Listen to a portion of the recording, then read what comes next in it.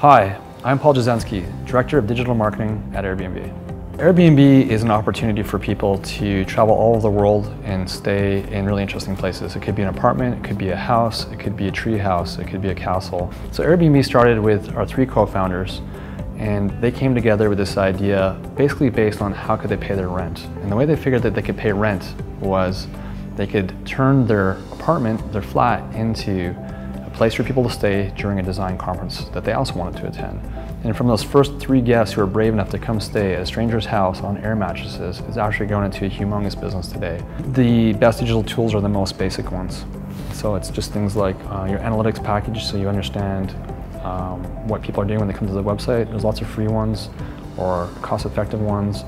It could be something really big and fancy like a double-click ad server, or it could just be some simple tracking links that you put into your website through your analytics package.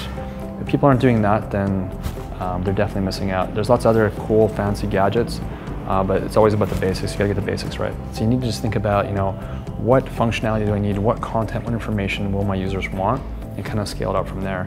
So even though we do have some amazing and really creative technology solutions today, I don't think that companies should be thinking about that as what they need to start with. They should really just focus on the bare essentials. And you can think of a website as kind of being like your storefront without having to pay the retail cost of having a storefront. From there, you next want to be thinking about, once again, like what are those dependencies? What do I need to do on here? If you don't have a storefront, is it important for you to be able to do e-commerce? And there's lots of really cost-effective e-commerce solutions nowadays.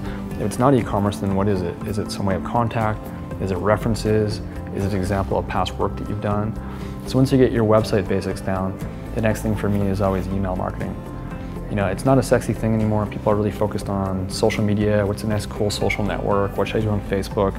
But if you're not connecting with your customers at some basic level, then you're not maximizing the potential of your business.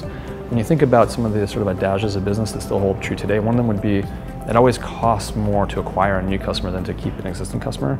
A small company can compete and can be as impactful as a big company online.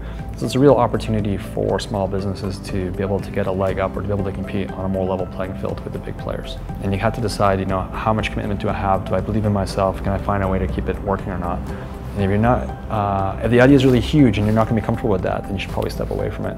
But if you're comfortable with it, you should step forward. If you want to take on smaller risk, you should still kind of look in the mirror and do the same thing, But it's definitely doable, and definitely encourage people to take the risk.